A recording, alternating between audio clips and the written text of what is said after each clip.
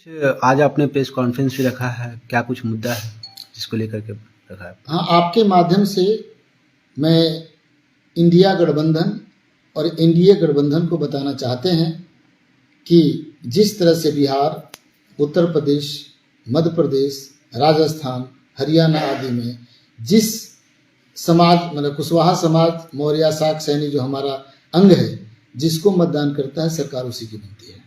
मैं झारखंड में भी कुशवाहा समाज इतना पिछले दिनों ताकतवर हुआ है कि जिस राजनीतिक पार्टी को, जिस गठबंधन को कुशवाहा समाज मतदान करेगा सरकार उसी की बनेगी। अगर सरकार बनाना है तो चाहे इंडिया गठबंधन हो, चाहे एनडीए गठबंधन हो, इसको उचित जितने मेरी हिस्सेदारी बनती है, मिनिमम 4 सीट हमारी हिस्सेदारी है। अगर यह हमको देते हैं तो हम उनके साथ मतदान करेंगे और खुशी खुशी करेंगे और सरकार उसकी बनेगी। मैं सर्वप्रथम यह चांस इंडिया गठबंधन को दे रहा हूं ताकि हम लोग भी धर्मनिरपेक्ष और भाईचारा कायम करते हुए सेकुलर राज्य का स्थापना करना चाहते हैं। हम धार्मिक उन्माद से दूर होना चाहते हैं, परंतु यह अगर नहीं होता है तो हम लोगों का निश्चित रूप से सोचना पड़ेगा कि अगर इंडिया गठबंधन कुशवाहा समाज के आशा के अनुरूप, आकांक्षाओं के अनुरूप हिस्सेदारी अगर नहीं देती है तो हम लोग क्या करना चाहिए। हम लोग पुनः आपसे रूबरू होंगे और बी प्रोग्राम का हम लोग खुलासा करेंगे चुनाव के कुछ दिन पहले। इसलिए आज प्रथम हम यही चाहते हैं कि इंडिया गठबंधन हमारे आबादी के अनुसार हमको हिस्सेदारी दे और मिनिमम 4 सीट कुशवाहा समाज को पूरे झारखंड में दे, चाहे वह कांग्रेस दे, आरजेडी दे या जेएमएम दे, लेकिन दे। जी, अगर इंडिया गठबंधन अगर नहीं देती है तो क्या कुशवाहा समाज जो है वो निर्दलीय चुनाव लड़ेंगे?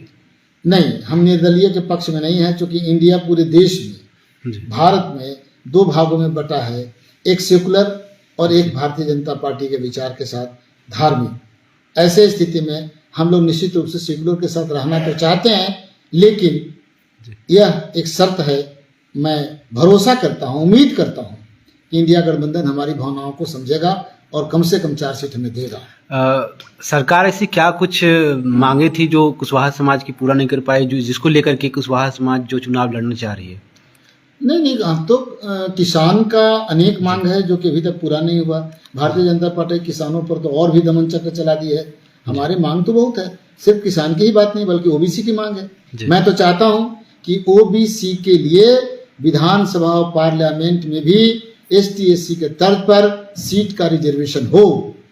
मैं अगर विधानसभा में पहुंचता हूं तो जातिगत जनगणना झारखंड में हो और विधानसभा में पिछड़ों के लिए सीट आरक्षित हो, इसके लिए आवाज उठाऊंगा और इसकी लड़ाई पूरे देश में ले जाऊंगा। काफी कड़ी टक्कर होंगे वहां पर बोकारो सीट से, अगर आप चुनाव लड़ने की बात कह रहे हैं तो कैसे इसका मुकाबला करेंगे? नहीं, कोई टक्कर नहीं होगी, क्योंकि मैं वहां सर्वमान्य में नेता रहूंगा, प्रत्याशी रहूंगा। सारी बंधनें टूट जाएंगी। राजनीति की जितनी भी बंधनें हैं वह राजनीति तोड़ करके लोग मतदान करेंगे, चाहे इंडिया गठबंधन हो, चाहे एनडीए गठबंधन हो, और जीत का मार्जिन 1 लाख से ऊपर का होगा, क्योंकि सारे लोग मुझे जानते हैं और मैं छात्र जीवन से राजनीति करता हूं। मैं झारखंड राज्य का आंदोलनकारी हूं। सारे लोगों का प्यार समर्थन हमारे साथ है, चाहे बाहरी वोटर्स हों, भीतरी हों, स्वर्ण जाति को हों, चाहे पिछड़ा हों, दलित हों, सब लोग मुझे प्यार करते हैं और मैं मतदान करेंगे। इसलिए बहुत ही आश्वस्त हूं। कांग्रेस का सिंबल मिलना और जीत मेरा पक्का होना यह निश्चित है। इंडिया गठबंधन के अलावा अगर कोई पार्टी और टिकट देती है तो आप चुनाव लड़ेंगे?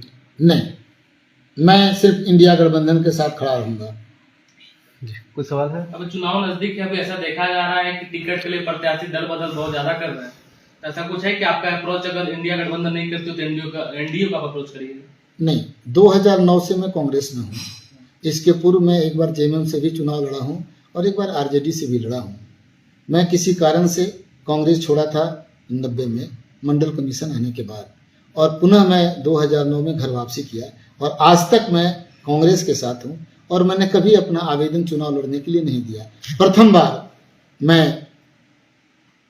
बार मैं चुनाव लड़ने के लिए 20 वर्ष के बाद आया हूं, और यह इसलिए करना पड़ रहा है क्योंकि यहाँ विधानसभा में मेरी आवश्यकता है यहाँ कानून अच्छा बनाना है। झारखंड वासियों के लिए अगर कानून बनेगा तभी बेहतर जिंदगी होगी, क्योंकि अलग राज्य लड़ते समय हम लोगों ने बहुत उम्मीद जगाई थी जनता को और वह उम्मीद पर खड़ा नहीं उतर पाया।